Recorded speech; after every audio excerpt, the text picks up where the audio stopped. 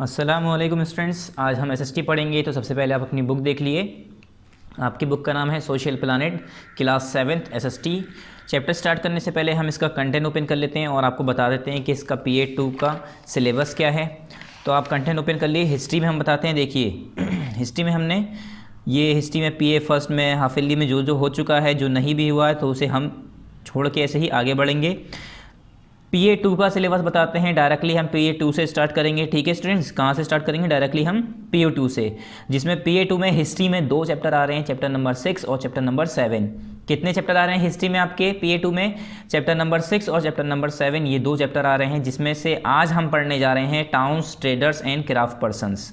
ठीक है स्टूडेंट्स, और ज्योग्राफी का बता दे रहे हैं। ज्योग्राफी का आपका है सिलेबस चैप्टर नंबर 16 और चैप्टर नंबर 17। ठीक है, इसका चैप्टर नंबर 16 और चैप्टर नंबर 17 ये PA2 का आपका ज्योग्राफी का सिलेबस है। Natural vegetation and wild life और ह्यूमन एनवायरनमेंट। उसके बाद सिविक्स में बताएं तो सिविक्स में आपका चैप्टर नंबर 25 और चैप्टर नंबर 26, ये दोनों चैप्टर आपके आ रहे हैं। ठीक है, ये दोनों चैप्टर आपके PA2 का सिलेबस है। किसका? सिविक्स का। क्या नाम है इसका? The role of media in democracy. क्या? The role of media in democracy. और फिर नेक्स्ट है 26 एडवर्टाइजिंग। सिविक्स में भी 2 चैप्टर, ऐसे ही ज्योग्राफी में भी 2 चैप्टर्स और हिस्ट्री में भी 2 चैप्टर। ठीक है, ये 2 चैप्टर आपको हर चैप्टर बुक में, मतलब हर पार्ट में करने हैं। जैसे हिस्ट्री में भी 2 चैप्टर 6, 7। उसके बाद ज्योग्राफी की बात करें, इसमें 16 और 17, और सिविक्स की बात करें 25, 26। आज हम पढ़ने जा रहे हैं हिस्ट्री का चैप्टर नंबर 6। ठीक है, हिस्ट्री का चैप्टर नंबर 6 PA2 का हिस्ट्री का पहला चैप्टर है। हिस्ट्री का PA2 का पहला चैप्टर है, मतलब इसमें तो 2 आ रहे हैं ना, तो इसका पहला करने जा रहे हैं हम towns, traders and craft person. Page number 39 open कर लिए। पेज नंबर 39 ओपन कर लिए। चलिए जल्दी से स्टार्ट करते हैं। तो पेज नंबर 39 ओपन करिए और यहाँ देखिए, यहाँ पर हमें क्या लिखना है? पहले पार्ट लिखना है। तो इससे पहले हम आपको बता दें, हमने यहाँ पर पार्ट कंप्लीट कौन सा किया था? Part number 7। चैप्टर नंबर 5 कितने पार्ट में कंप्लीट हुआ था? एक ही पार्ट में हुआ था, पार्ट नंबर 7 में। यहाँ पर हमने बाकायदा लिख रखा है, देखिए पार्ट नंबर 7 हमने यहाँ पर लिख रखा है। पार्ट नंबर 7 में हमारा ये चैप्टर कंप्लीट हुआ था। अब ये स्टार्ट होगा towns, traders and craft person, part number 8 में। ठीक है, तो पेज नंबर 39 पे टॉप पर हमें पहले पार्ट लिखना होगा। तो पार्ट कौन सा है स्टूडेंट्स? ये पार्ट नंबर हमारा 8 है, तो यहाँ पर आप मेंशन कर दिए पार्ट नंबर 8। ठीक है स्टूडेंट्स, उसके बाद यहाँ पर आपको खुद अपने आप डेट लिखनी होगी। डेट किस दिन की आपको लिखनी है? यहाँ पर डेट उस दिन की लिखनी है जिस दिन ये वीडियो यूट्यूब पर अपलोड होगी, जिस दिन ये वीडियो यूट्यूब पर पब्लिश होगी, उस दिन की यहाँ पर आपको डेट लिखनी है। वहाँ पर लिखा होता है डेट, वहाँ पर डेट लिखी होती है, पब्लिश्ड ऑन करके एरो बना होता है, उस पर टिक करेंगे तो नीचे डेट लिखी आएगी। ठीक है, वहाँ पर लिखा होगा पब्लिश ऑन, मतलब किस दिन ये पब्लिश हुई है, या अपलोडेड ऑन, कब ये अपलोड हुई है, वहाँ पर डेट लिखी होती है, तो उस दिन की वो डेट आपको यहाँ पर लिखनी है। चलिए स्टार्ट करते हैं। Towns, traders and craft persons. Towns कुछ, अब हम इसमें टाउन्स के बारे में पढ़ेंगे, ट्रेडर्स के बारे में पढ़ेंगे और कुछ क्राफ्ट पर्सनस के बारे में पढ़ेंगे। इसमें मेनली ये बताया गया है कि कैसे कैसे इन अर्बन रूरल एरियाज से अर्बन एरियाज बनना शुरू हुए, मतलब गांव से लोग बाग शहरों में कैसे बसना शुरू हुए, हल्के हल्के शहर बनना कैसे शुरू हुए, ये सारी चीज़ें हम इसमें डिस्कस करेंगे हल्के हल्के। सो स्टूडेंट्स स्टार्ट करते हैं, let's read. During medieval period in the 17th century, ये कह रहे हैं मेडिवल पीरियड की बात करें अगर हम, जब 17वीं सेंचुरी चल रही थी, Mughals, Cholas and many more try to bring stability and prosperity to their kingdoms. ये कह रहे हैं मुगल हैं, जैसे कि चोलाज हैं, और काफ़ी ऐसे राजा थे या ऐसे काफ़ी सल्तनत गई हैं, जो ऐसे रूलर्स गए हैं, जैसे मुगल एम्पायर थी, चोलाज थे, ऐसे काफ़ी थे जिन्होंने ट्राई किया कि वो स्टेबिलिटी ले आएँ और प्रॉस्पेरिटी ले आएँ अपनी किंगडम में, मतलब उनकी किंगडम जो है प्रॉस्पेरस हो जाए और स्टेबल हो जाए, मतलब उनकी किंगडम बेहतरीन हो जाए। अपनी किंगडम को, अपनी जहाँ पर उनका जो रूल था, जहाँ पर वो हुकूमत कर रहे थे, तो अपनी जहाँ पर हुकूमत कर रहे थे उस जगह को स्टेबल करना चाह रहे थे वो। ठीक है, प्रॉस्पेरस बनाना चाह रहे थे। तो प्रॉस्पेरिटी के लिए, स्टेबिलिटी के लिए वो क्या करना चाह रहे थे? उन्होंने काफ़ी ट्राई किया, काफ़ी लोगों ने ऐसे, जैसे कि मुगल हैं, चोलाज हैं, और बहुत से ऐसे किंगडम्स थी जिन्होंने ट्राई किया कि वो स्टेबल कर पाएँ।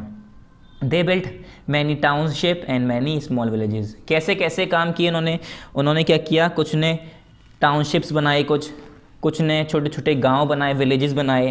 ठीक है, व्हेन अर्बेनाइजेशन डेवलप, कब? जब अर्बेनाइजेशन डेवलप होने लगा, मतलब जब शहर बनना शुरू हो गए। कब? जब शहर बनना शुरू हो गए, उसे हम कहते हैं अर्बेनाइजेशन, शहरों का बनना। ठीक है, अर्बन एरियाज़ कहते हैं शहर वाला इलाका, रूरल एरियाज़ कहते हैं गाँव वाला इलाका, जहाँ पर रूरल होता हो, राज चलता हो, ठीक है। तो अर्बनाइजेशन डेवलप कब हुआ? People move from villages to town. और जब अर्बनाइजेशन डेवलप होना शुरू हुआ तो लोग बाग क्या करने लगे? लोग बाग गांव से मूव कर करके टाउन में यानी शहरों में आने लगे, ठीक है, कस्बों में आने लगे, शहरों में जा जा के पहुँचने लगे। In this process the towns and cities grow. इस प्रोसेस में टाउन्स भी बढ़ने लगे, सिटीज़ भी बढ़ने लगी। अब कोई गांव था, वहाँ से छोड़कर दूसरी जगह गया तो वहाँ पर कोई ग्रुप गया, उसने हो सकता है नाम दे दिया हो, उस सिटीज़ का नाम दे दिया, उसका टाउन बना लिया, अलग अलग टाउन में जाके रहने लगे, या जो पहले से बने हुए हैं उसमें जाके रहने लगे। तब जब लोग बाग गाँव छोड़ छोड़ के अपनी फैसिलिटीज़ के लिए, अपनी ज़रूरतों के लिए पूरा करने के लिए, अपनी ज़रूरतों को, अपनी ज़िंदगी अच्छे से गुजारने के लिए जब शहरों में जाने लगे तो शहर भी ज़्यादा होने लगे, शहर भी बढ़ने शुरू हो गए, ठीक है, अर्बन एरियाज़ बढ़ना शुरू हो गए। इसे हम कहते हैं अर्बनाइजेशन होना, यानी अर्बन एरियाज़ का बढ़ना। Certain towns develop due to the kings and rulers who open market and some places. ये कह रहे हैं कुछ टाउन्स जो है वो डेवलप हुए, वो किसके ज़रिए बने, किसके ज़रिए डेवलप हुए? कुछ किंग के ज़रिए और कुछ रूलर के ज़रिए। जैसे कि कुछ राजा या महाराजा हुआ करते थे, जो राजा हुआ करते थे, रूलर हुआ करते थे, वो लोग, उनकी वजह से कुछ टाउन्स बने। कैसे? वो लोग क्या करते थे? कुछ मार्केट खोल दिया करते थे कुछ जगहों पर। तो इससे क्या हुआ? वो अर्बनाइजेशन का एक स्टार्टिंग हो गई, मतलब अर्बनाइजेशन शुरू हो गया, वहाँ पर ट्रेडिंग शुरू हो गई, ठीक है, वहाँ पर मार्केट बन गई। वहीं पर जैसे शहरों में सारी मार्केट मौजूद होती है, इसी तरह से मार्केट शुरू हो गई वहाँ पर। Hence the town that grew in the medieval period were called market centre. और इसीलिए वो टाउन जो कि मेडिवल पीरियड में बने थे, जो कि मेडिवल पीरियड में बड़े थे, या ये कह सकते हैं वो टाउन जो कि मेडिवल पीरियड में बन गए थे या बनाए गए थे, या ये कह सकते हैं जो मेडिवल पीरियड में आए थे सामने निकल के वो टाउन, उससे उस ज़माने में मार्केट सेंटर्स कहा जाता था। क्यों? क्योंकि मार्केट सेंटर, क्योंकि एक ऐसी जगह होती थी जहाँ पर हर तरह के सामान मिलते थे, मार्केट होती थी एक पूरी तरह की, तो मार्केट सेंटर उसे कहा जाता था। Some places grew faster due to the geographical location and climatic condition. ये कह रहे हैं कुछ प्लेसेस जो है बहुत जल्दी बढ़ी, बहुत जल्दी उसमें तरक्की हुई, बहुत जल्दी उसमें शहर बनना शुरू हुए।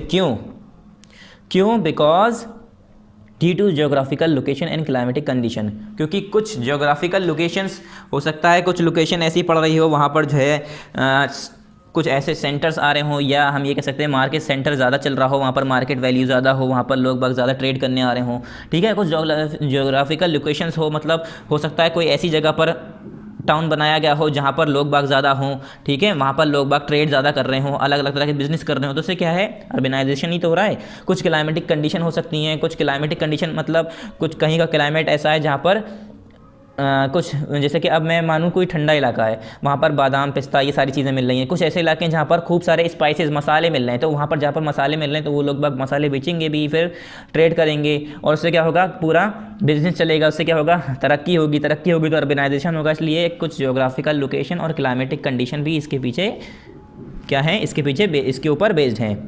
Some places grew as capital towns which had all administrative buildings constructed in it। कुछ जगह तो कैपिटल टाउन्स बना दी गई, मतलब कैपिटल्स बना दिए गए, ठीक है। कुछ जगहों को कैपिटल टाउन्स बना दिया गया जिसमें सारी एडमिनिस्ट्रेटिव बिल्डिंग्स हुआ करती थी, जो कि सिटी के अंदर बनाई जाती थी, ठीक है। सारी एडमिनिस्ट्रेटिव बिल्डिंग्स इसके अंदर बनाई जाती थी। When we look back in history, ये कह रहे हैं अगर हम हिस्ट्री के अंदर दोबारा देखें तो when we look back in history it is found to be very clear that in Indus Valley civilization important towns were found at Harappa and Mohenjo-daro। ये कह रहे हैं जब हम पुरानी पिछले हिस्ट्री में देखें, हमने आपको पहले पढ़ाया भी है बच्चों, आपने पढ़ा होगा, तो वही कह रहे हैं अगर हम पहले हिस्ट्री की बात करें जो हमने पहले पढ़ चुके हैं, तो जब ये क्लियरली देखा जा सकता है जो हमारी इंडस वैली सिविलाइजेशन थी वो बहुत इंपॉर्टेंट टाउन्स उसमें पाए गए थे।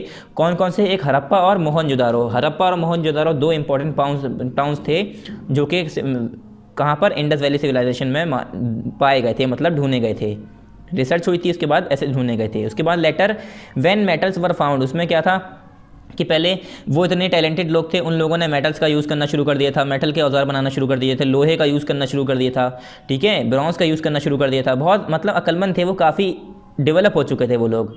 Letter when metal was found trade develop and 16 mahajanapadas started growing. तो आपको याद होगा जब मेटल फाउंड हुआ था वहाँ पर ट्रेड शुरू हो गया था और 16 महाजनपदास थे वो लोग बढ़ना शुरू हो गए थे। 16 महाजनपदास थे, मैंने बताया था, the importance of capital towns were realise, और उस टाइम हमें पता चला कि कैपिटल टाउन की इंपॉर्टेंस कितनी होती है, कैपिटल टाउन की इंपॉर्टेंस क्या है।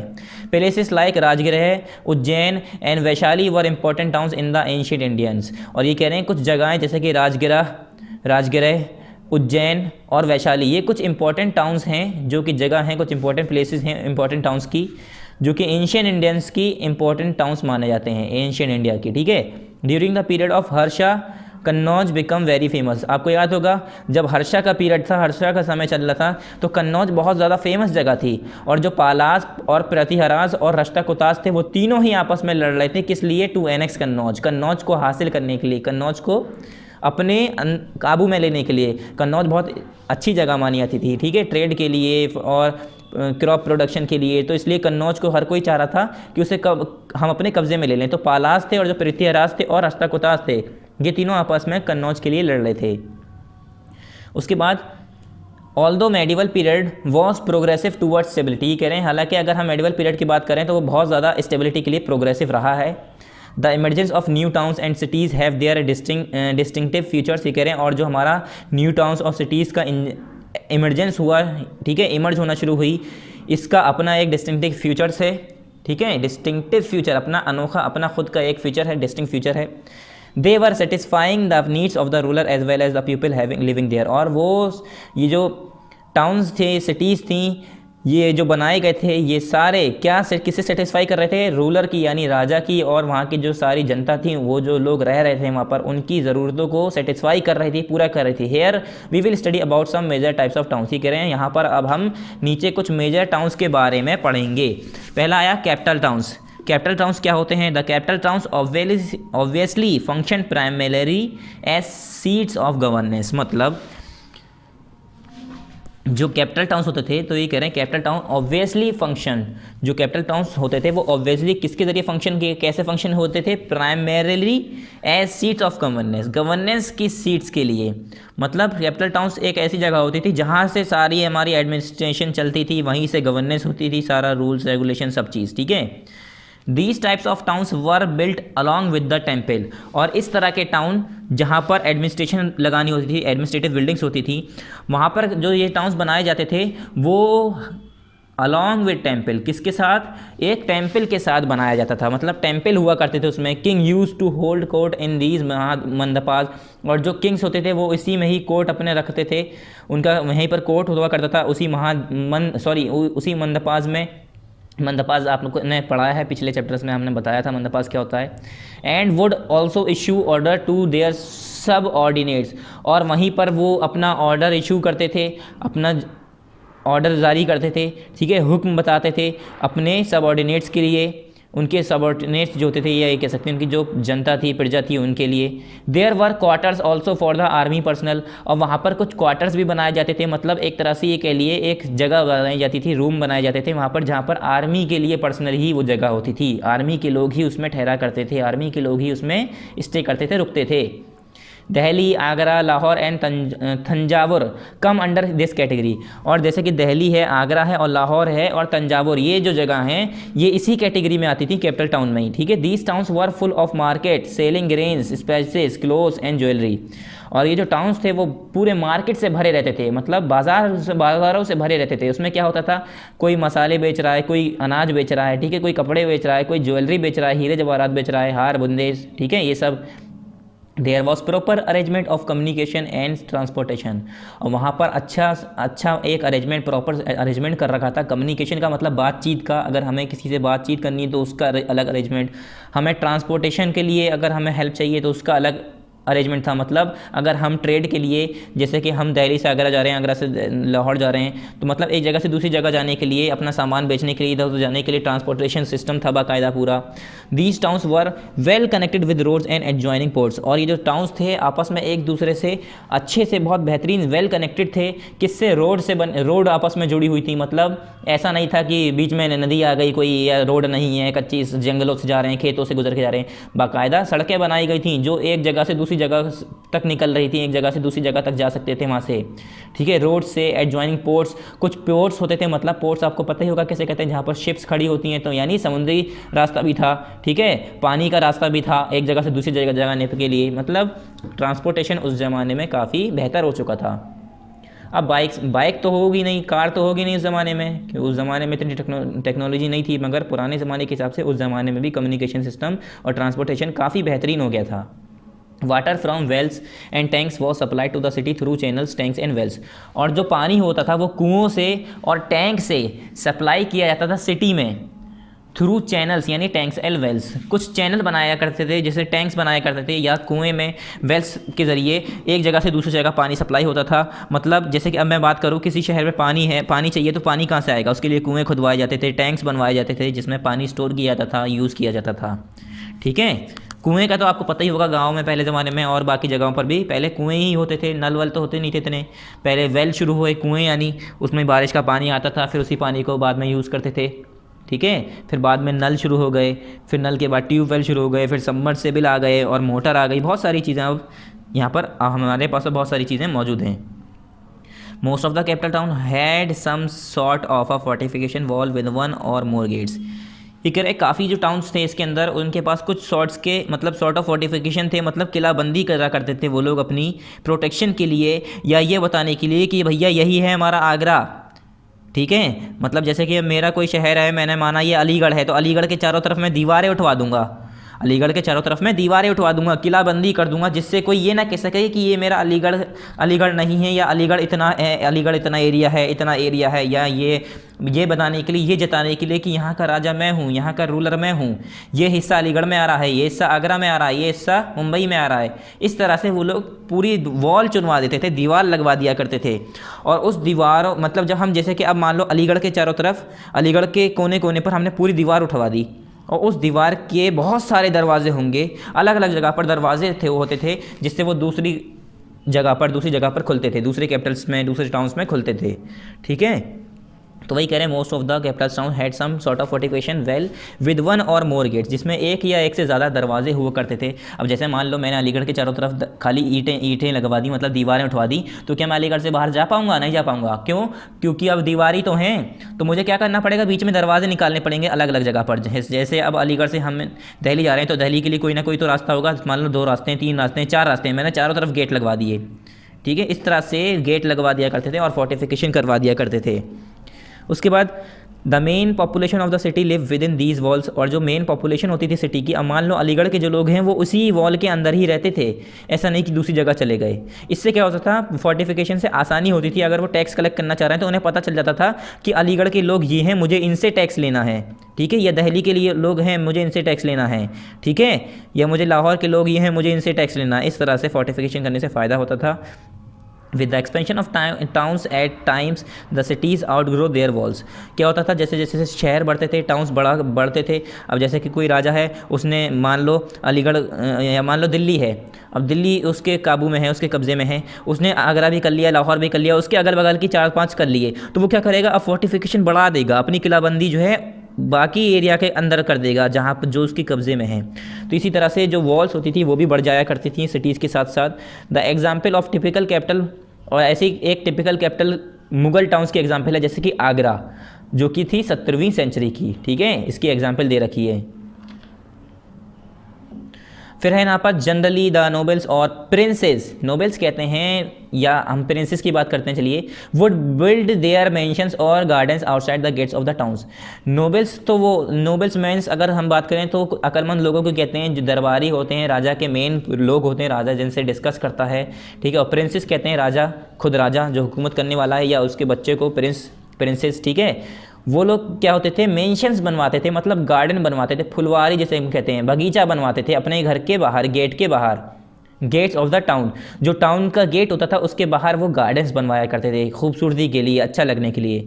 दस in many cities like Delhi, Agra, Patna, Ahmedabad and Allahabad, these settlements develop as suburbs. और ये कह रहे हैं इसीलिए जो सेटलमेंट्स हैं, जैसे कि दिल्ली में, आगरा में, पटना में, अहमदाबाद में और इलाहाबाद में, ये सेटलमेंट जो है डेवलप हो गए सबर्ब्स के तौर पर, मतलब एक साथ ही जो है पूरे में डेवलप हो गई, ये सेटलमेंट लोग बाग करने लगे। There are lots of sources which gave information about the growth of towns. ये कह रहे हैं बहुत सारी ऐसे इन्फॉर्मेशन मिली हैं जो हिस्टोरियंस ने फाइंड करी हैं, उन्हें फाउंड हुई हैं, मतलब मिली हैं उन सबको, जिससे हम टाउन्स की ग्रोथ को बता सकते हैं, पढ़ के समझ सकते हैं कि हाँ इस तरह से हमारे गांव से शहर बनना शुरू हुए होंगे, या शहर ऐसे बने होंगे, ऐसे बने होंगे, हमें पूरी नॉलेज उनकी मिल सकती है। पर्शियंस टेक्स्ट टॉक अबाउट, ये कह रहे हैं जो पर्शियन टेक्स्ट है वो उसकी क्या बताता है, टॉक अबाउट शहर के बारे में बताता है, जिसे कहते हैं सिटी। उसके बाद बताता है कस्बा, जिसे हम कहते हैं छोटे छोटे टाउन्स, उसे हम कहते हैं कस्बा। In the south reference is made like, और साउथ में जो रेफरेंस बताया गया है वो कैसे कहते हैं, पट्टिनम कहते हैं टाउन को, ठीक है, पट्टिनम साउथ में कहते हैं टाउन को। एंड नागारम सिटी को, और सिटी को कहा गया उन लोगों ने नागारम। मतलब हर जगह अगर हम अलग अलग लोगों की नॉलेज उठाएं, वो जो लिख के छोड़ गए, जो हिस्ट्री हमें मिली है अब, वो अगर हम उसे पढ़ें तो अलग अलग जगह पर हम देख सकते हैं डेवलपमेंट कैसे हुआ टाउन का, सिटीज़ का, ठीक है स्टूडेंट्स। अब लैंग्वेज का फ़र्क हो सकता है, जैसे यहाँ पर अब पट्टिनम कह रहे हैं ये लोग टाउन को, और नागारम कह रहे हैं सिटी को, यहाँ पर शहर कहा गया है सिटी को, ठीक है। अब यहाँ पर है पिलग्रिमेज टाउन्स, कुछ पिलग्रिमेज टाउन्स के बारे में पढ़ेंगे हम। Religion has played an important role in establishing pilgrimage centre. ये कह रहे हैं रिलीजन जो है एक इंपॉर्टेंट रोल प्ले करता है किसमें, पिलग्रिमेज सेंटर्स को इस्टेब्लिशिंग करने के लिए। मतलब अगर पिलग्रिमेज सेंटर्स हैं तो यानी रिलीजन है, और अगर रिलीजन है तभी तो पिलग्रिमेज सेंटर्स बनाए जाएंगे। अगर हमारे रिलीजन मज़हब कोई होता ही नहीं तो मंदिर, मस्जिद, चर्च, गुरुद्वारा ये सब क्यों बनता, ठीक है, दरगाह, ये मज़ार, ये सब क्यों बनते, मज़हब है तभी तो हमारे ये सब चीज़ें बनी हैं। तो यही कह रहे हैं religious has plays an important role in stabilising pilgrimage centre. जो पिलग्रिमेज सेंटर्स हैं वो पिलग्रिमेज सेंटर या पिलग्रिम सेंटर्स ये इसीलिए बने हैं क्योंकि हमारा रिलीजन मौजूद है, मज़हब मौजूद है, इसी की वजह से ये हमारे पिलग्रिम सेंटर मौजूद हैं, ठीक है। The towns started growing and around the temples. ये कह रहे हैं जो हमारे टाउन्स थे वो बढ़ना शुरू हो गए around the temples, sacred river and places of sanctity as people believe in tirtha yatra. जैसे कि आपको पता होगा नॉन मुस्लिम्स में होता है तीर्थ यात्रा करते हैं वो लोग, that is visiting places of sanctity, जो कि विजिटिंग प्लेस होती है सैंक्टिटी की। उसमें क्या करते हैं वो लोग जाते हैं, अपने मंदिर में जाते हैं, वहाँ पर तीर्थ यात्रा करते हैं और गंगा का स्नान करते हैं, बहुत सारी ऐसे नदियों का स्नान करते हैं। अलग अलग उनके एटिकेट्स होते हैं, तरीके होते हैं उनके पूरे, जिस हिसाब से वो करते हैं उसे परफॉर्म करते हैं, ठीक है। ऐसे ही कह रहे हैं जो हमारे टाउन सिटी हैं वो हल्के हल्के टेम्पल्स के ज़रिए, इसके रिवर्स ऐसे उनके साथ साथ बढ़ती गई, ठीक है। और यहाँ पर फिर बात की गई है in north India the religious centre were preeminent pilgrimage attraction. ये कह रहे हैं नॉर्थ इंडिया की बात करें जो हमारे रिलीजियस सेंटर हैं वो एक प्री एमिनेंट पिलग्रिम अट्रैक्शन है। मतलब वहाँ पर इतने ज़्यादा पिलग्रिम सेंटर्स बने हुए हैं जहाँ पर लोग बाग अट्रैक्ट होते हैं, मतलब वहाँ पर बाकायदा आते हैं पूजा के लिए, यात्रा करने के लिए, ठीक है। एग्जाम्पल जैसे कि वाराणसी है, इलाहाबाद है, जैसे कि अब प्रयागराज जैसे कहते हैं, अजमेर है, दिल्ली है, आगरा है, मथुरा है, ये सारी जगह क्या है पिलग्रिम अट्रैक्शंस के लिए हैं, मौजूद हैं, यानी पिलग्रिम अट्रैक्शन के लिए जानी जाती हैं। यहाँ पर अलग अलग टाउन हैं, अलग अलग क्या हैं, टेम्पल्स बने हैं, गुरुद्वारे बने हैं, ऐसे अलग अलग चीज़ें बनी हुई हैं।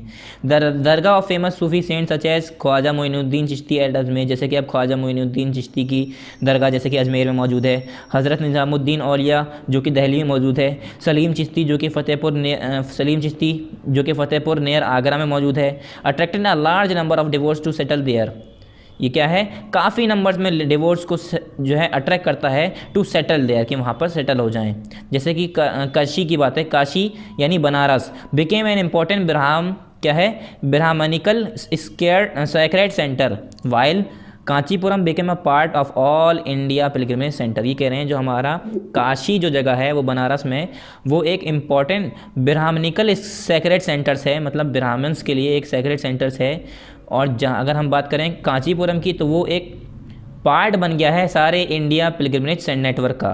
कांचीपुरम में तो हर तरह का पिलग्रिमेज सेंटर्स वहाँ पर दिख जाएंगे आपको। The major feature of most cities of south India during the early medieval period was the presence of one or more temples. Major features की बात करें अगर हम काफ़ी साउथ इंडिया के सिटीज़ की, तो जो अर्लियर मेडिवल पीरियड की बात करें वहाँ पर क्या था, was the presence of one or more temples. वहाँ पर जो है बहुत ज़्यादा एक या एक से ज़्यादा टेम्पल्स मौजूद हुआ करते थे उस ज़माने में। विच डोमिनेट द अर्बन लैंडस्केप, जो कि अर्बन लैंडस्केप को डोमिनेट करता था इसी वजह से हम कहने लगते हैं कि हमारा जो अर्बन लैंडस्केप है वो अर्बनाइजेशन हो रहा था, उसी को वो डोमिनेट कर रहा था। Temples were often central seat to control the economy and govern the society, और जो टेम्पल होते थे वही जो है एक सेंट्रल सीट माना जाता था, किस लिए? To control the economy and govern the society, society को गवर्न करने के लिए और इकोनॉमी को कंट्रोल करने के लिए टेम्पल्स को ही एक मेन सेंटर माना जाता था। वहीं पर लोग बाग या राजा जो हुआ करता था वहीं पर रहा करता था और वहीं से गवर्न करता था, ठीक है। The rulers use to build the temples to demonstrate, और जो रूलर होते थे वो अपने आप को डिमोन्स्ट्रेट करने के लिए, अपनी डिवोशन को, अपनी डिटीज़ को डिमोन्स्ट्रेट करने के लिए वो क्या करते थे? टेम्पल्स बनाया करते थे। डिटीज़ कहा जाता है जो उनकी मूर्तियाँ होती हैं, ठीक है, जिसकी वो पूजा करते हैं। They would also donate temples with grants of land and money to carry out elaborate ritual feed pilgrimage, और वो क्या करते थे? टेम्पल्स को डोनेट किया करते थे, दान किया करते थे काफ़ी बड़ी बड़ी ज़मीनों के साथ और पैसों के साथ। किस लिए? To carry out elaborate rituals feed pilgrims etcetera, किस लिए? जो उनके जो रिचुअल्स होते हैं उसे अच्छे से करने के लिए और पिलग्रिम्स को फीड करने के लिए, फीड करना यानी भरना, ठीक है, उसे पूरा करने के लिए वो लोग क्या करते थे? टेम्पल्स बनाया करते थे, दान दिया करते थे, लोगों को पैसा दिया करते थे, ज़मीन दिया करते थे इस सब कामों के लिए। कौन? राजा जो होते थे। Thanjavur was a temple town and an important pilgrimage centre too, ये कह रहे हैं तंजावुर जो जगह है वो एक इम्पॉर्टेंट टेम्पल टाउन माना जाता है, मतलब जहाँ पर टेम्पल ही टेम्पल हैं, और एक इम्पॉर्टेंट पिलग्रिमेज सेंटर माना जाता है इसे। Some of the other example are Bhillaswami, वैसे ये भिल स्वामी पढ़ते हैं, क्या पढ़ते हैं? भिल स्वामी। कुछ दूसरी एग्जाम्पल दिए जैसे कि भिल स्वामी, इसका पूरा क्या है? भिलसा और विदिशा इन मध्य प्रदेश, कहाँ पर मौजूद है? मध्य प्रदेश में। एंड सोमनाथ इन गुजरात, और सोमनाथ टेम्पल आपने सुना होगा कहाँ पर मौजूद है? गुजरात में। ये सारे कुछ इंपॉर्टेंट पिलग्रिमेज सेंटर्स हैं जहाँ पर लोग बाग अपनी पूजा करने, इबादत करने, ठीक है, दुआ मांगने, प्रेयर करने और बहुत सी ऐसी चीज़ें जो अपने रिचुअल्स होते हैं, जो उनके रिलीजियस काम होते हैं, वो करने आते हैं यहाँ पर। फिर आ गए हम कमर्शियल और पोर्ट टाउन्स। कमर्शियल और port towns, the commercial and port towns came into prominence as a result of product produce in their regions, यहाँ पर रीजन्स लिखा है बच्चों, ठीक है, इन देयर रीजन्स, और because of nearness of ports and trading centre. ये कह रहे हैं जो हमारे कमर्शियल और पोर्ट टाउन्स थे वो प्रोमिनेंस में कैसे आए? क्योंकि as a result of product produce, जो कि रिजल्ट था प्रोडक्ट जो प्रोड्यूस हो रहा था उस रीजन में, इन दैट रीजन्स, और because of nearness of ports and trading centre. क्यों? क्योंकि वहाँ पर जो है पोर्ट्स और ट्रेडिंग सेंटर्स जो करीब पड़ जाते थे, करीब होते थे, इस वजह से क्या हुआ? कमर्शियल और पोर्ट टाउन्स जो है प्रोमिनेंस आए, मतलब सामने आए। या कुछ पोर्ट टाउन्स जो हुआ करते थे, मतलब जहाँ पर पोर्ट इजीली मिल जाया करते थे, समुद्री रास्ता मिल जाया करता था, पानी वाला रास्ता आराम से मिल जाया करता था, तो ट्रांसपोर्टेशन में आसानी होती थी। फिर नेक्स्ट है यहाँ पर हमारा the Mughal empire towns like Patna and Ahmedabad fall under this category, और जो हमारा मुगल एम्पायर टाउन्स है जैसे कि पटना और अहमदाबाद, वो इसी कैटेगरी में आता है, किसमें? कमर्शियल और पोर्ट टाउन्स में आता है। The other important centres of trade and industry were Delhi, Lahore, Bombay, Sonargaon, Cambay, Surat और बुरहानपुर, सतगांव, चित्तागोंग लिखा है वैसे, ठीक है, चित्तगोंग, और हुगली, जौनपुर। तो ये जो कुछ नाम बताए मैंने दूसरे ट्रेड और इंडस्ट्री, यहाँ पर काफ़ी जैसे यहाँ बताया ना द अंदर important centres of trade and industry, जो ट्रेड और इंडस्ट्रीज़ के कुछ अलग इंपॉर्टेंट सेंटर्स के नाम बताए मैंने यहाँ पर, ठीक है, यहाँ तक। फिर यहाँ पर है these towns grow into trade and industrial centre which in turn led to the general prosperity. ये कह रहे हैं ये जो टाउन थे वो ट्रेड और इंडस्ट्रियल सेंटर में बढ़ते चले जा रहे थे, और उससे क्या हो रहा था? हमारी जो प्रॉस्पेरिटी थी वो भी बढ़ रही थी, ठीक है, स्टेबिलिटी थी वो भी बढ़ रही थी, नाम बढ़ रहा था, शोहरत बढ़ रही थी, पैसा बढ़ रहा था, अर्बनाइजेशन हो रहा था। अब ये जो नाम दिया है कमर्शियल और पोर्ट टाउन्स, तो कमर्शियल मतलब जहाँ पर पैसा खूब कमाया जा रहा हो, तो कमर्शियली जो टाउन्स बनाए गए हों, या पोर्ट टाउन्स उन्हें कहा गया क्योंकि इनके किनारे पोर्ट्स मिल जाया करते थे, शिप पोर्ट्स, ठीक है, इसलिए पोर्ट्स टाउन जहाँ पर इन्हें ईजिली, देखिए यहाँ पर बताया गया ना, because of the nearness of ports and trading centre, trading centre और पोर्ट्स के करीब होने की वजह से इस रीजन को बताया गया, इस रीजन को नाम दिया गया। फिर यहाँ पर है the coastal town also develop ये है ना, these towns grow into trade and industrial centre which in turn led to the general prosperity. उसके बाद the coastal towns also develop into booming industrial centre with large population. ये कह रहे हैं जो हमारे कोस्टल टाउन थे वो भी एक बूमिंग इंडस्ट्रियल सेंटर्स में डेवलप होने लगा, मतलब एक अचानक से बढ़ती हुई इंडस्ट्रियल सेंटर बनने लगा विद लार्ज पॉपुलेशन, और उसमें काफ़ी पॉपुलेशन भी मौजूद थी, पॉपुलेशन भी बढ़ रही थी। उसके बाद in these types of towns market were properly laid and shops were found in both side of the main road. ये कह रहे हैं इस तरीके के टाउन्स में जो हमने बताया अभी अपनी डिस्कस किया है, जो मार्केट होती थी वो प्रॉपरली पूरी लगी होती थी। मार्केट यानी बाज़ार जो होता था पूरे अच्छे तरीके से लगा होता था। उसमें क्या होता था, जो दुकानें होती थी वो रोड के दोनों साइड में हुआ करती थी, जैसे अब होती हैं दोनों साइड रोड के, जैसे आपने देखा होगा दोनों साइड रोड के क्या होता है, बीच में रास्ता होता है, इधर उधर दुकानें लगाई जाती हैं बाज़ारों में, ऐसे ही। ठीक है, many of these market specialise in particular community, और काफ़ी तो इसमें मार्केट ऐसी हुआ करती थी जो स्पेशल कम्युनिटी, स्पेशल सामान के लिए मतलब फेमस हुआ करती थी। जैसे अगर हम बात करें, अगर हमें कपड़े लेने जाने हैं तो हम कुछ स्पेशल जगह पर जाएंगे जहाँ पर सिर्फ कपड़े मिलते हों। ठीक है, अब हम कहीं पर जा रहे हैं जहाँ पर सिर्फ शॉल मिलती है, कश्मीरी शॉल मिलती है, कुछ ऐसी जगहें, या कहीं पर ऐसी जगह सिर्फ और सिर्फ फल मिलते हैं, तो स्पेशलाइज्ड मार्केट हुआ करती थी जहाँ पर कुछ पर्टिकुलर कम्युनिटी मिलती थी, मतलब पर्टिकुलर सामान वहाँ पर मिलता था। The presence of long coast line enable India to have trade relation through the sea route, और जो ये प्रेजेंस मौजूदगी है हमारे पास जो मौजूद है लॉन्ग कोस्ट लाइन, आपने देखा होगा नीचे वाला पूरा हिस्सा हमारा जो कोस्टल एरिया है माना जाता है, उसकी मौजूदगी की वजह से जो हमारा इंडिया है उसके पास ट्रेड रिलेशन काफ़ी मौजूद है, मतलब उसका बाकी कंट्रीज से भी ट्रेड रिलेशन रहा है सी रूट्स के ज़रिए, मतलब समुद्री रास्तों के ज़रिए।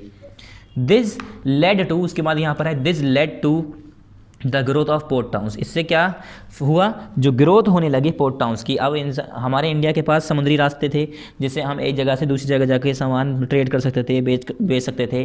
ठीक है, तो इससे क्या हुआ, पोर्ट टाउन्स का ग्रोथ होना शुरू हो गया। India is surrounded by sea on 3 side, hence port towns grew on both the eastern and western coast. ये कह रहे हैं इंडिया जो हमारा है वो 3 साइड से समुद्रों से घिरा हुआ है, एक ईस्ट, वेस्ट और हमारा साउथ में, 3 जगह से ईस्ट, वेस्ट और साउथ में हमारा समुद्र से घिरा हुआ है। तो इसीलिए कह रहे हैं इसीलिए जो क्या होने लगा, जो हमारे पोर्ट टाउन्स थे वो पोर्ट टाउन्स गिरू होने लगे, बढ़ने लगे। किस साइड, बोथ साइड, ईस्टर्न और वेस्टर्न कोस्ट दोनों, ईस्ट कोस्ट और वेस्ट कोस्ट दोनों साइड बढ़ने लगे। Places like Bharuch, Cambay, Surat and Goa develop in the western coast, और जो प्लेसेस थी, जगहें थी जैसे कि बहरुच, कैम्बे, सूरत और गोवा, ये हमारे वेस्टर्न कोस्ट में डेवलप हो गए। और in the eastern coast parts like Visakhapatnam, Tamralipti facilitated India's trade with West Asia, Africa and South east Asia. अब जैसे कि यहाँ पर ईस्टर्न कोस्ट की बात करें तो वहाँ पर विशाखापट्टनम और तमरलिप्ती लिखा है। अब ये पहले कोई जगह होगी, अब फिर बाद में नाम चेंज कर दिया गया होगा। ठीक है, तमरलिप्ती, ये क्या फैसिलिटेट करता था, ये क्या फैसिलिटी दे रहा था इंडिया को, कि इंडिया की ट्रेड यहाँ पर किससे कनेक्ट था, इन दोनों की, जैसे मतलब वेस्टर्न ईस्टर्न साइड की बात करूँ मैं तो किससे कनेक्ट था, वेस्ट एशिया से, साउथ अफ्रीका से, साउथ ईस्ट एशिया से, मतलब बाहर भारत कंट्रीज से भी ट्रेड होना शुरू हो गया था। किसके ज़रिए, पानी के रास्ते के ज़रिए। उसके बाद आ गए हम क्राफ्ट टाउन्स।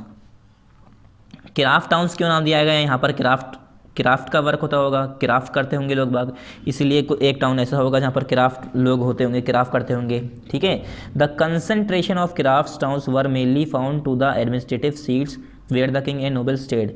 ये कह रहे हैं जो कंसंट्रेशन है क्राफ्ट टाउन्स का, वहाँ कहाँ पर पाया जाता है, one mainly found to the administrative seats, administrative seats की जगह पर पाया जाता है जहाँ पर राजा और नोबल रुका करते थे। Their establishment led to the emergence of craft towns, और उनके एस्टेब्लिशमेंट की वजह से ही क्राफ्ट टाउन्स का इमरजेंस शुरुआत हो गई। मतलब craft person played a crucial role in the making of luxury goods for kings and nobles. अब जैसे हमने बताया कि जहाँ पर राजा रहता है, जहाँ पर नोबल रहते हैं, अमीर अमीर लोग रहते हैं, वहाँ पर ही ये क्राफ्ट हाउस बनना शुरू क्यों हुए, क्योंकि देखो अब गरीब लोगों के पास तो सोने जवाहरात की चीज़ें कोई बेचने जाएगा नहीं, राजा के पास ही जाएगा। राजा के लिए अच्छे से अच्छे हीरे जवाहरात, प्यारे प्यारे प्याले बनाएगा। ठीक है, और सुराही पहले चलती थी वो बनाएगा। ठीक है, बहुत सारी चीज़ें ऐसी होती थी, हुक्के होते थे। तो राजाओं के लिए खुश करने के लिए क्राफ्ट पर्सन क्या करते थे, यहाँ पर लिखा है craft person played a crucial role in the making of luxury goods. Craft person जो है एक क्रूशियल रोल प्ले किया उन लोगों ने लग्जरी गुड्स बनाने के लिए। किसके लिए, किंग्स के लिए और नोबल्स के लिए। And adorning of temples with gold, silver and alloy work and textile, और अपने उनके टेम्पल को सजाने के लिए गोल्ड से, सिल्वर से, एलॉय के काम, एलॉय के वर्क से और टेक्सटाइल से और वुड्स प्रोडक्ट से वो लोग क्या करते थे, सामान बनाते थे, खूबसूरत खूबसूरत चीज़ें बनाते थे जिससे वो टेम्पल को सजा सकें। क्यों? क्योंकि भाई वहाँ पर राजा रह रहा है, जहाँ पर राजा रह रहा है वहाँ उसके टेम्पल को सजाने के लिए, ठीक है, राजा को हीरे जवाहरात देने के लिए। कुछ लोग करते थे मोती का अंगूठी बना दी, राजा अंगूठी बना दी, उसके लिए तलवार बना लाए प्यारी प्यारी, तो उससे क्या होगा, राजा खुश होगा। और वो लोग भाई, अब वो गरीब लोग तो खरीद नहीं पाएंगे, तो वो लोग इसीलिए वहीं पर रुका करते थे जहाँ पर राजा रहते थे। They also cater to the needs of pilgrims, और इन्होंने ही पिलग्रिम्स की ज़रूरतों को फैलाया, ये स्कैटर्ड होना चाहिए था। Thereby forming an important parts of the ongoing trade, और इसीलिए ये भी एक इम्पॉर्टेंट पार्ट फॉर्म करते हैं किसमें, ऑन गोइंग ट्रेड्स में। जो ट्रेड चल रहा था, जो कारोबार चल रहा था, उसमें इनका भी बहुत बड़ा हाथ है, क्राफ्ट टाउन्स का, यानी क्राफ्ट पर्सनस का, जो इन्होंने क्राफ्ट टाउन्स डेवलप किया। पेज नंबर 41 पे यहाँ पर देखिए, skill craftsmans were of vast importance. ये कह रहे हैं जो स्किल क्राफ्टमैन होते थे उनकी बहुत ज़्यादा इंपॉर्टेंस होती थी to the medieval town, medieval town में बहुत ज़्यादा इंपॉर्टेंस, बहुत ज़्यादा अहमियत होती थी। All parts of the town depended on the craftmans goods. ये कह रहे हैं जो टाउन का सारा पार्ट होता था वो किस पे डिपेंड करता था, क्राफ्टमैन्स के गुड्स पर, क्राफ्टमैन्स के सामान पर। Major craft centre which develop in response to inter regional trade were Karnataka, Andhra Pradesh and Tamil Nadu. ये कह रहे हैं कुछ मेजर जो क्राफ्ट सेंटर्स बनाए गए थे जो कि इंटी रीजनल ट्रेड के लिए, रिस्पांस के लिए बनाए गए थे, वो कौन कौन सी जगह हैं, जैसे कर्नाटका, आंध्र प्रदेश और तमिलनाडु। मतलब यहाँ पर क्राफ्ट्समैन हुआ करते थे। क्राफ्ट्समैन अपनी स्किल्स के ज़रिए, मतलब अपने दिमाग के ज़रिए, अपनी काबिलियत के ज़रिए, अपनी कला के ज़रिए क्राफ्ट्स करा करते थे और अलग अलग चीज़ें बनाया करते थे। द पंचलाज और विश्वकर्मा, क्या, पंचलाज और विश्वकर्मा कम्युनिटी जो थी कंसिस्टिंग ऑफ गोल्ड स्मिथ, इसमें कौन कौन आते थे, गोल्ड स्मिथ मतलब सोने के सामान बनाने वाला, जैसे हम कहते हैं सुनार, क्या, सुनार जिसे कहते हैं, जो सुनार होता है सोने के सामान बनाने वाला। ब्रॉन्ज स्मिथ जो ब्रॉन्ज के सामान बनाता है। ब्लैक स्मिथ जिसे हम कहते हैं लोहार, जो लोहे के सामान बनाता है, ठीक है, लोहे के सामान, बर्तन बनाना, तलवार बनाना, ठीक है, बहुत सी ऐसी चीज़ें बनाना। उसके बाद masons and carpenters built and maintain many temples, और जो मेशंस होते थे, कारपेंटर्स होते थे, वो काफ़ी चीज़ें बनाया करते थे और टेम्पल्स को मेंटेन करते थे। They also played a role in the construction of places, और वो प्लेसेस की जगहों के कंस्ट्रक्शंस में भी काफ़ी उन्होंने रोल प्ले किया। बिग बिल्डिंग्स, बड़ी बड़ी बिल्डिंग्स बनाने में भी उनका रोल है, उनका हाथ है। टैंक्स बनाने में, रिजर्वायर्स बनाने में। अब मान लो कहीं पर टैंक बनाना है या मान लो कहीं बड़ी बिल्डिंग बनानी है तो उसमें मजदूरों की ज़रूरत पड़ेगी या क्राफ्ट पर्सन की ज़रूरत पड़ेगी, उसमें डिज़ाइन देने के लिए, दरवाजे लगाने के लिए, खिड़की बनाने के लिए, ठीक है, पंखे लगाने के लिए, बहुत से ऐसे अलग अलग क्राफ्टमैन्स की ज़रूरत पड़ती थी। They also use copper and silver in their craft work, और वो लोग कॉपर और सिल्वर भी यूज़ करते थे अपने क्राफ्ट वर्क में। जैसे यहाँ पर एक आपको प्यारी सी देखिए सुराही टाइप की दी है, ठीक है, जग टाइप का लग रहा है ये। इस यहाँ पर एक पॉट है, कह रहे हैं pot working with copper and silver, ये कॉपर और सिल्वर से बना हुआ है, ठीक है। फिर यहाँ पर नेक्स्ट है, they also use copper and silver in their craft work, craft person from Bidar were well known for Bidri work. ये कह रहे हैं, सॉरी ये बिदर है या बायदर है, जो भी पढ़िए आप, इसका प्रोनाउंसिएशन क्या है देखते हैं। तो यहाँ पर है, कह रहे हैं जो बायदर या बिदर जो जगह थी, वहाँ के जो क्राफ्ट पर्सन थे वो अपने बिदरी वर्क के लिए काफ़ी मशहूर थे। वो क्या करते थे, engrave work in copper and silver, silver और कॉपर पे वर्क किया करते थे इनग्रेव करके, ठीक है। इनग्रेव क्या होता है आपको पढ़ा दिखा है मैंने। वीवर सच एज सलियार और कैकोलर्स, जो वीवर्स होते थे, वीवर्स मतलब बुनने वाले, वीव करने वाले, वीवर्स, ठीक है, जैसे कि सैलियार्स और Kaikolars also played an important role in cotton textile. ये क्या करते थे, कॉटन टेक्सटाइल में इन्होंने काफ़ी इंपॉर्टेंट रोल प्ले किया है। कॉटन्स के कपड़े यूज़ करके वीवर्स बुनते थे, कपड़े बनाया करते थे। They emerge as prosperous communities, वो as a prosperous communities emerge हुए। मेकिंग डोनेशन टू टेम्पल्स में डोनेशन करते थे। Some aspects of cloth making like cotton cleaning, कुछ इनके क्लोथ्स के नाम बताए गए जैसे cotton cleaning, spinning and dyeing. पहले इनका काम क्या होता था, कॉटन को साफ़ करना, पहले रुई को साफ़ करना, फिर स्पिनिंग करना, उसके धागे बनाना, एंड डाइंग, फिर उसे डाई करना, कलर देना। Became specialise and independent craft, और उस ज़माने का ये स्पेशल काम हो गया था और एक इंडिपेंडेंट क्राफ्ट हो गया था। मतलब कोई रोक टोक नहीं थी कि आपको ये काम नहीं करना या ये काम करना है, ठीक है, वो अपनी मर्ज़ी से वो काम कर सकते थे।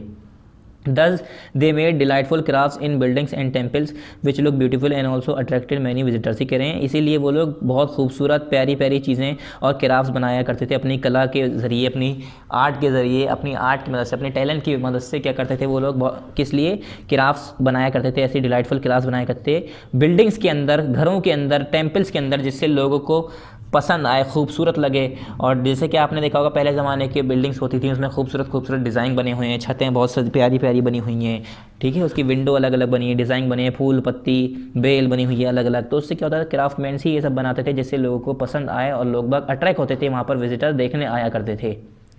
But the craft production in Thanjavur was different from the that of Calcutta, यानी जो आप कोलकाता पढ़ते हैं हम लोग, ये कह रहे हैं जो क्राफ्ट प्रोडक्शन तंजावुर में हो रहा था, जो तंजावुर के लोग जो क्राफ्ट पर्सन थे वो लोग थोड़ा डिफरेंट वे में बना रहे थे, कर रहे थे, जो कि कोलकाता यानी कलकत्ता जो पहले पढ़ते थे, इन द फॉलोइंग मैनर, उनके मैनर्स में, उनके हिसाब से अलग तरीके का था। Craft production in Thanjavur was in the form of inlay work in copper and silver, whereas in Calcutta it was in the form of cotton textile.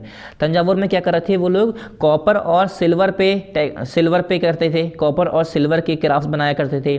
और कलकत्ता की बात करें अगर तो वो लोग कॉटन टेक्सटाइल, जूट टेक्सटाइल और सिल्क टेक्सटाइल का क्राफ्ट करते थे, मतलब कपड़ों के बेस पर काम करते थे।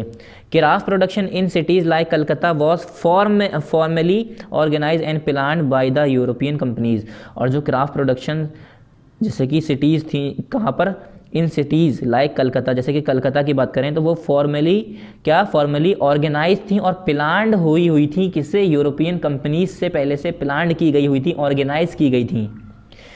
इन Thanjavur the production focus on the needs of the temple and pilgrims.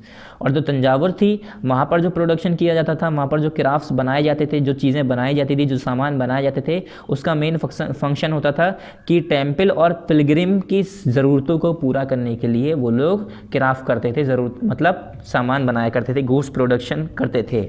उसके बाद आते हैं हम ट्रेडर्स, बिग्स एंड स्मॉल। अब कुछ ट्रेडर्स हैं जैसे कि बिग और स्मॉल, हम पढ़ते हैं यहाँ पर। There were many kinds of trader, जैसे कि कह रहे हैं आप, वहाँ पर उस ज़माने में बहुत तरह के ट्रेडर्स होते थे। Many traders specially horse traders, जैसे कि कुछ ट्रेडर होते थे जो घोड़े बेचा करते थे, हॉर्स ट्रेडर होते थे। Form association with headman who use to negotiate with the warrior who bought horse's.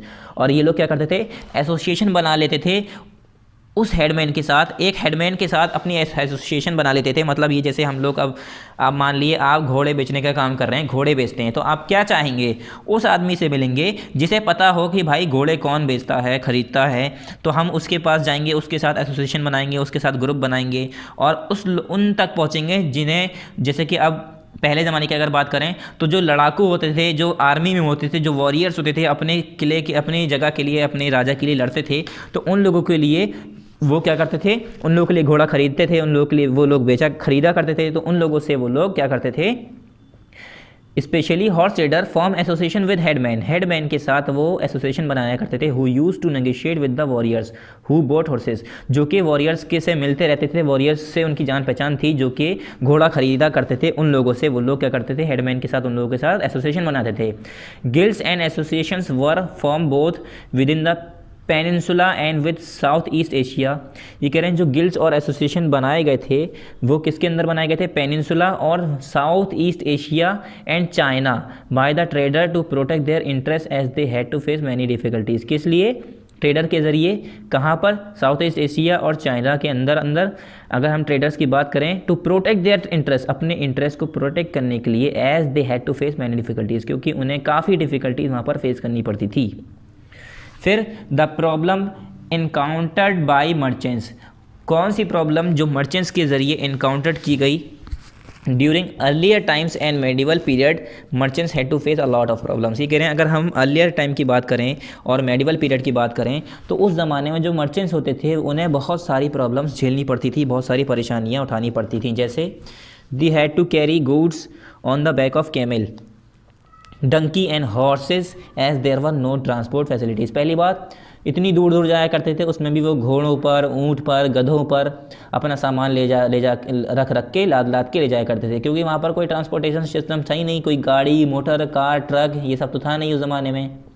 उसके बाद there goods were looted frequently since there was no proper security, और वहाँ पर रास्ते में ही कोई चोर आ गया, कोई डकैत आ गए, ठीक है, ग्रुप आ गया जो कि लूटने वाले आ गए, जो कि उनका सामान पूरा लूट के चले जाते थे। क्यों? क्योंकि वहाँ पर कोई प्रॉपर फैसिलिटीज़ ही नहीं थी, कोई प्रॉपर सिक्योरिटी नहीं थी। अब कोई 1-2 बंदे जा रहे हैं, 4-5 बंदे भी जा रहे हैं, तो वो तो लुटेरे तो बहुत सारे ग्रुप में होते थे, ठीक है, उनके पास हथियार होते थे, वो सारा सामान लूट लिया करते थे, उससे नुकसान होता था उन्हें। उसके बाद they had to face competition with European trader and work in a limited environment. और जो जैसे कि अब यूरोपियन ट्रेडर्स भी थे, यूरोप से ट्रेडर्स, बाकी यूरोप से जो ट्रेडर्स थे वो भी आ रहे थे यहाँ पर सामान बेचने। अब मान लिए आपके गली में आपने दुकान खोली परचूनी की, अब किसी और ने खोल ली, तो आपका कंपटीशन नहीं हो गया उससे। आप चाहेंगे आपके ज़्यादा बिके, वो चाहेगा उसका ज़्यादा बिके, है ना, आपस में एक दूसरे का कंपटीशन होगा। तो वहाँ पर यूरोपियन ट्रेडर्स से कंपटीशन चल रहा था और उन्हें लिमिटेड एनवायरनमेंट में काम करना पड़ रहा था। लास्ट है यहाँ पर, harsh climate and routes killed several merchants on the way और in the middle of their journey during these days. क्या होता था? बुरे मौसम की वजह से, बुरे टेम्परेचर की वजह से, बुरे ये कह सकते हैं बुरे कंडीशन की वजह से, मतलब जो क्लाइमेट होता था, जो मौसम होता था जो उस ज़माने में, उससे क्या होता था, अब आधे रास्ते में ही लोग बाग मर जाया करते थे। जो मर्चेंट्स होते थे, वो ट्रेडर होते थे, अब वो आधे रास्ते में ही, हो सकता है कहीं पर बहुत गर्मी पड़ रही है, सूखा पड़ गया, बिल्कुल पानी नहीं है उसके पास, पानी जो था वो ख़त्म हो गया, रास्ते में सब कुछ सारी चीज़ें ख़त्म होती जा रही हैं, बारिश का नामो निशान नहीं है, पानी है ही नहीं, रेगिस्तान इलाके से वो गुजरता जा रहा है। तो उससे क्या होगा, उसका वो हार्श क्लाइमेट की, सख्त क्लाइमेट की वजह से वो मर जाया करते थे, ठीक है, अपने आधी जर्नी में ही ख़त्म हो जाया करते थे, पूरा रास्ता ही नहीं, सफ़र नहीं तय कर पाते थे, उससे पहले उनकी मौत हो जाया करती थी। क्यों? क्योंकि अब वो टेम्परेचर इतना हाई होगा, कभी हो सकता है बहुत बाढ़ आ गई, पानी आ गया, कोई ऐसा इलाका है जहाँ पर बाढ़ आई हुई है, कोई ज़रिया नहीं है उनके पास जाने का, तो क्या होगा, वो भी डूबेंगे उसके साथ।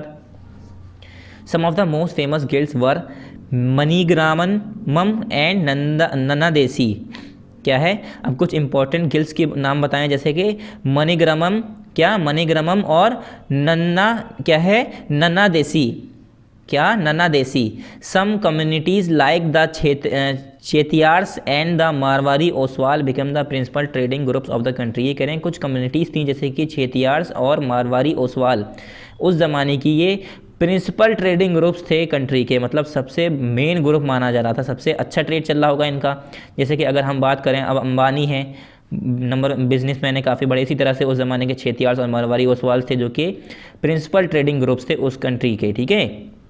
Gujarati traders, Hindu Bania and Muslim Bohras traded extensively with the ports of the Red Sea, Persian Gulfs, East Africa, South Asia and China. अब ये यहाँ पर नाम दिए हैं, जो गुजराती ट्रेडर होते थे, हिंदू बनिया होते थे, और जो मुस्लिम बोहराज होते थे, वो लोग कहाँ पर ट्रेड करते थे? With the ports of Red Sea के पोर्ट से, पर्शियन गल्फ से, ईस्ट अफ्रीका से, साउथ ईस्ट एशिया से, चाइना से, मतलब इन जगह से इन लोगों का ट्रेड हुआ करता था। They sold textile and spices in these ports and brought gold and Ivory from Africa in exchange of spices. क्या करते थे ये लोग? अपने टेक्सटाइल्स बेचा करते थे, मसाले बेचा करते थे, और उसके बदले में, अब देखो पहले ज़माने में सिक्के नहीं चलते थे, पैसे नहीं चलते थे, ठीक है, पैसे नहीं चलते थे, या तो फिर सिक्के भी होते थे तो वो होता था लोहे का, उसका सोने जवाहरात होते थे, हीरे मोती, सोना चांदी, ठीक है, सामान एक्सचेंज किए जाते थे उस ज़माने में। जैसे कि थोड़ा सा गेहूँ दे के चावल ले लिया, काफ़ी आगे तक ये सामान तरीका यूज़ हुआ है। तो वो जो ये ट्रेडर्स थे वो लोग क्या करते थे? स्पाइसेस को, टेक्सटाइल्स को, मसालों को, ठीक है, टिन को, Chinese blue pottery and silver from south Asia and China, ये लोग क्या करते थे? वहाँ से अपने मसाले, इंडिया का तो मसालों में मशहूर है, इंडिया का मसाले बहुत फेमस हैं, तो दूसरी कंट्रीज़ में अभी भी जाता है इंडिया का मसाला, तो ये लोग मसाले बेचा करते थे। उसके एक्सचेंज में क्या लेते थे वो लोग?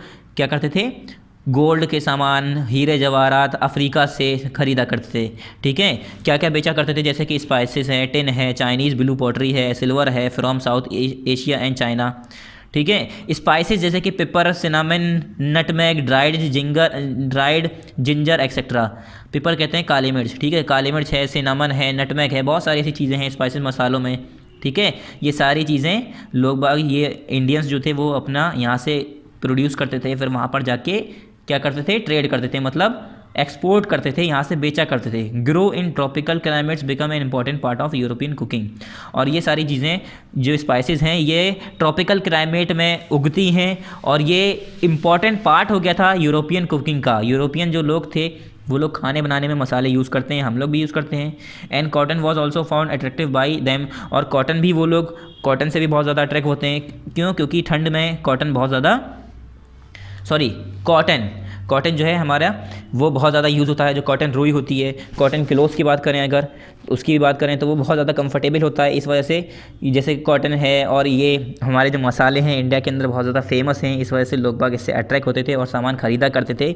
तो इंडियंस जो थे ट्रेडर, वो सामान अपना बेचा करते थे, ये स्पाइसेस बेचा करते थे, उसके ज़रिए में गोल्ड लिया करते थे, सिल्वर लिया करते थे, ठीक है, और बाकी उनकी चीज़ें ख़रीदा करते थे।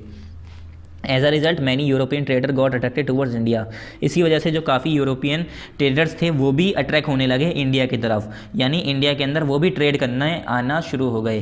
पहले इंडिया के लोगों ने यूरोपियंस के साथ, यूरोप के साथ ट्रेड करना शुरू किया। अब उन लोगों को पता चला कि इंडिया के अंदर भाई बहुत सारी चीज़ें हैं, इंडिया के अंदर बहुत सारी चीज़ें हैं, इंडिया के मसाले बहुत मशहूर हैं, वहाँ की कॉटन बहुत मशहूर है, वहाँ की टेक्सटाइल इंडस्ट्रीज़ काफ़ी मशहूर है, ठीक है, वहाँ के कपड़े बहुत अच्छे हैं, वहाँ का क्राफ्ट स्किल्स बहुत अच्छा है। तो वो लोग भी अट्रैक्ट होने लगे। उन लोगों को लगा हाँ वहाँ पर हम अगर चाहें तो वहाँ पर हम अपनी चीज़ें बेच सकते हैं, वहाँ से चीज़ें खरीद के दूसरी जगह पर बेच सकते हैं, ठीक है।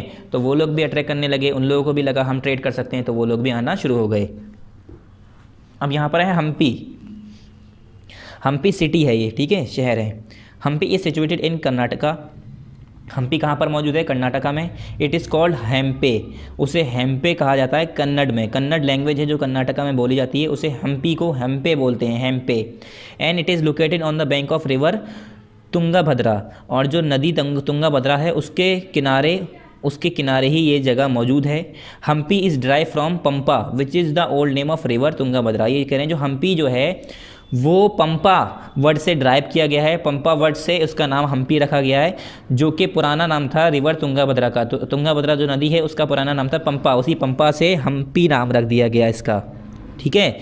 It is the former capital of Vijayanagar empire, और जो हम्पी है ये विजयनगर एम्पायर की फॉर्मर कैपिटल है, which was founded by Harihara and Bukka, जो कि किसके ज़रिए फाउंड हुई? हरिहरा और बुक्का के ज़रिए।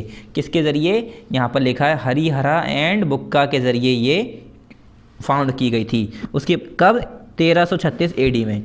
फिर यहाँ पर है कृष्णा देवा राया made it his capital because it was surrounded by the river on one side and surrounded by hill on the other 3 side. जो कृष्णा देवा राय थे, राया लिखा है, राय पढ़ेंगे इसे, जब कृष्णा देवा राय थे उन्होंने इसे कैपिटल बनाया अपना, क्योंकि ये जो हम्पी है ये एक साइड से तो इसमें वो है पानी, नदी, ठीक है, और 3 जो साइड हैं इसकी वहाँ पर उसके पहाड़ों से घिरा हुआ है। इसी वजह से इसकी खूबसूरती को देखते हुए या इसके फ़ायदों को देखते हुए इन्होंने इसे कैपिटल बनाया। The inscriptions at the site show the presence of a Buddhist centre near Hampi, और जो इसमें इंस्क्रिप्शंस बनाए गए हैं पत्थरों पे इधर उधर, या जो मूर्ति बनाए गए हैं या इंस्क्रिप्शंस बनाए गए हैं, तो ये जो क्राफ्ट्स को देखकर इंसान ये कह सकता है कि इंस्क्रिप्शंस को देखकर क्या कह सकता है? The presence of Buddhist centre near Hampi, कि वहाँ पर बुद्धिस्ट सेंटर मौजूद था। The city is also called city of ruins, और सिटी को सिटी ऑफ रूइंस के नाम से भी जाना जाता है, due to plenty of remain excavated, क्योंकि वहाँ पर बचे हुए एक्सकेवेटेड वहाँ पर मौजूद हैं, इसलिए उसे सिटी ऑफ रून्स के नाम से भी जाना जाता है। Hampi is also called Kishkindha, और हम्पी को किष्किंधा के नाम से भी जाना जाता है। The monkey kingdom mention in Ramayana, जिसे मंकी किंगडम के नाम से जाना जाता है, जो कि रामायण में इसके बारे में बात की गई है। फिर नेक्स्ट बात करते हैं, Hampi is also known for its rich heritage, hence it is declare as the world heritage sound, और हम्पी जो है अपने रिच हेरिटेज के नाम से रिच हेरिटेज के लिए भी जानी जाती है। क्यों? इसीलिए उसे जो है वर्ल्ड हेरिटेज साइट भी कहा गया है हम्पी को। It is also famous for the royal centre which has the lotus महल, और ये रॉयल सेंटर के लिए भी एक फेमस है, जो कि जिसके अंदर क्या मौजूद है? लोटस महल। देखिए यहाँ पर लोटस महल है, लोटस टेम्पल अलग है, ये लोटस महल है। क्वींस बाथ है यहाँ पर, एलिफेंट्स स्टेबल्स हैं यहाँ पर। एलिफेंट स्टेबल मतलब जहाँ पर हाथियों को रखा जाता है, क्वींस बाथ मतलब जो रानियों के नहाने की जगह होती है। Hampi became famous during the period of Krishna Deva Raya, और हम्पी जो जगह थी, जो ये सिटी है, ये फेमस कब हुई? जो कृष्णा देव राय थे, कृष्णा देव राजा थे यहाँ के, उनके पीरियड में ये हम्पी जो थे बहुत फेमस हो गई जगह। However, the empire came to an end after the Battle of Talikota in 1565 when they were attacked by Deccan Sultans. और बाद में क्या हुआ, जो ये कृष्णा देवा राय थे, इनकी एम्पायर ख़त्म हो गई कब, जब तालीकोटा की लड़ाई हुई थी 1565 में। और उसमें अटैक किसने किया था, डेक्कन के जो सुल्तान थे, डेक्कन से जो सुल्तान आए थे उन्होंने अटैक किया था, और यहाँ के जो हम्पी के राजा थे कृष्णा देवा राय, इनकी एम्पायर को ख़त्म कर दिया इन्होंने। ठीक है, इन्हें यहाँ पर ख़त्म कर दिया और अपनी हुकूमत हासिल कर ली। फिर आ गए हम मासूलीपत्तनम। मासूलीपत्तनम में क्या है, it was a well known port city and occupied a grand economic status in the time of Golconda. ये कह रहे हैं जो बहुत ये मानी जानी पोर्ट सिटी है and occupied a grand economic status in the time of Golconda सल्तनत। और गोलकोंडो सल्तनत के टाइम में ये एक ग्रांड इकोनॉमिक स्टेटस इसका मौजूद है, इसका काफ़ी अच्छा स्टेटस है, मतलब काफ़ी वैल्यू है इसकी। It was connected with 2 trade cycles, ये 2 ट्रेड साइकिल से कनेक्टेड है। Those in the bay of Bengal, एक तो कहाँ पर है, बे ऑफ बंगाल ईस्ट में, and in the Arabian sea जो कि कहाँ पर मौजूद है, वेस्ट में। And work as export and import port for vast hinterland, और काफ़ी हिंटरलैंड के लिए एक्सपोर्ट और इम्पोर्ट का काम करता रहा। Main items of export were textile, iron and steel, Indigo, rice, paper, spices and salt. और काफ़ी जो आइटम्स, जो मेन आइटम्स थे जो कि एक्सपोर्ट किए जा रहे थे यहाँ से, मतलब बेचे जा रहे थे, दूसरी जगह पर भेजे जा रहे थे, कौन कौन से थे, जैसे कि textile, iron, steel, Indigo. Indigo क्या होती है, डाई होती है, ब्लू कलर की, नीली कलर की dye. Rice, paper, spices, salt. While main items to import were tin, aromatic woods, wines, bullions and elephants.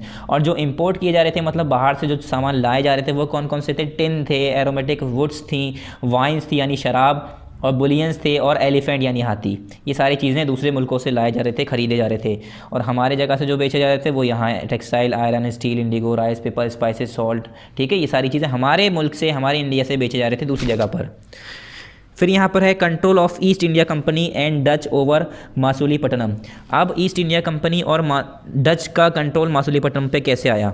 The East India Company and the Dutch wanted to control Masulipatnam because, जो East India Company थी और जो Dutch थे वो लोग मासूलीपट्टनम पे काबू करना चाह रहे थे, कंट्रोल करना चाह रहे थे। क्यों, बिकॉज द टाउन ऑफ मासूलीपट्टनम और मछलीपट्टनम, मछलीपट्टनम क्या, मछलीपट्टनम, मछली आप समझ गए, फिश। ठीक है, जो टाउन था ये जो मछलीपट्टनम और मछलीपट्टनम जिसे बोला जाता है, ले on the delta of Krishna river, ये कृष्णा रिवर के डेल्टा पर मौजूद है। एक तो बात ये हो गई कि वहाँ पर मौजूद है नदी से इन्हें ट्रांसपोर्टेशन सिस्टम मिल जाएगा, क्या, ट्रांसपोर्टेशन सिस्टम मिल जाएगा, इसलिए। दूसरा रीज़न क्या था, both the Dutch and English East India Companies attempted to control Masulipatnam as it was the most important port on the Andhra coast. जो डच और इंग्लिश ईस्ट इंडिया कंपनीज थी वो यहाँ पर क्या कर रहे थे, कंट्रोल करना चाह रहे थे मासूलीपट्टनम पर। उन्होंने काफ़ी अटेम्प्ट किया, ट्राई किया, क्यों, क्योंकि ये मोस्ट इम्पॉर्टेंट पोर्ट यहाँ पर आंध्रा कोस्ट पर मौजूद था, मतलब सी रूट मिल रहा था उन्हें। ठीक है, the Dutch built the fort at Masulipatnam, और जो डच थे उन्होंने अपना फोर्ट यानी किला भी बना दिया था मासूलीपट्टनम में। फिर उसके बाद सेकंड है William Methwold describe Masulipatnam as a small but populous town.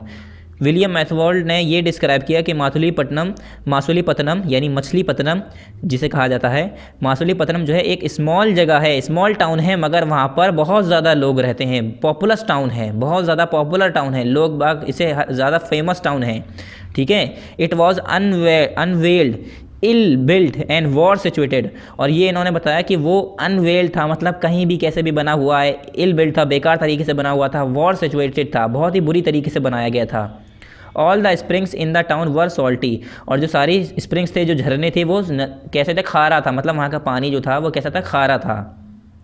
The Qutb Shahi rulers of Golconda started controlling the sale of textile, जो कुतुब शाही रूलर था गोलकोंडो का, उसने यहाँ पर कंट्रोल करना शुरू कर दिया, किस पे, सेल ऑफ टेक्सटाइल की सेल पर, स्पाइसेस पर, मसालों पर, और बाकी जो अदर आइटम्स थे, to prevent the complete monopoly of trade by the East India Company. किस लिए, अब देखो कुतुब शाही जो रूलर था गोलकोंडो का, उसने ये कंट्रोल करना शुरू कर दिया कि टेक्सटाइल को, स्पाइसेस को और बाकी जो आइटम्स यहाँ से सेल हो रहे थे, बेचे जा रहे थे, उसने उस पर रोक लगाना शुरू कर दी। क्यों, क्योंकि उसे पता था कि जो मोनोपोली ट्रेडर थे, जो ईस्ट इंडिया कंपनी के जो लोग थे, जो ट्रेडर्स थे, वो लोग यहाँ पर एक तरह से हड़पने आए थे, तो उसे पता था कि ये ऐसे कंट्रोल में ले लेंगे, तो इसलिए उसने रोक लगाना शुरू कर दी, उनके साथ ट्रेड करना कम कर दिया, उस पर रोक लगाना शुरू कर दी।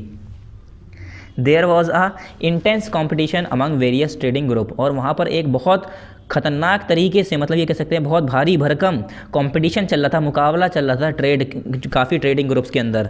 जैसे यहाँ पर है the Golconda nobles, Persians merchants, Telugu Chettis and European traders which made the city heavily populated. और क्या हो रहा था, हर कोई यहाँ पर आके बस रहा था और यहाँ के सामान को चाह रहा था कि हम खरीदें और फिर उसे महंगे दाम में बाहर जाके बेचें। ठीक है, तो इससे क्या हो रहा था, गोलकोंडा के नोबल्स थे, पर्शियंस मर्चेंट्स थे, तेलुगु के छित्तीस थे, यूरोपियन ट्रेडर्स थे। इससे क्या हो रहा था, ये छोटी सी जगह में इतने सारे ट्रेडर्स आते जा रहे हैं, तो इससे हैवीली पॉपुलेटेड होती जा रही थी, जगह बढ़ती जा रही थी, लोग बाग बहुत हो रहे थे, पॉपुलेशन बढ़ रही थी। एंड फिर यहाँ पर एंड प्रॉस्पेरस होती जा रही थी।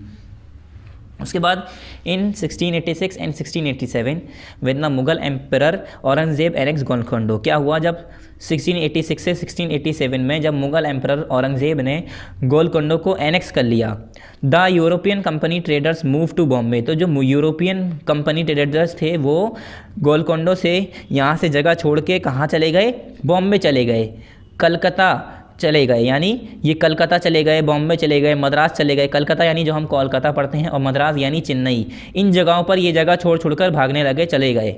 मासुलीपट्टनम lost both its merchant and prosperity. और मासुलीपट्टनम जो जगह थी, अब यहाँ पर उनके दोनों चीज़ें, मर्चेंट्स उसके और प्रॉस्पेरिटी, दोनों ही चीज़ें लॉस्ट हो गई।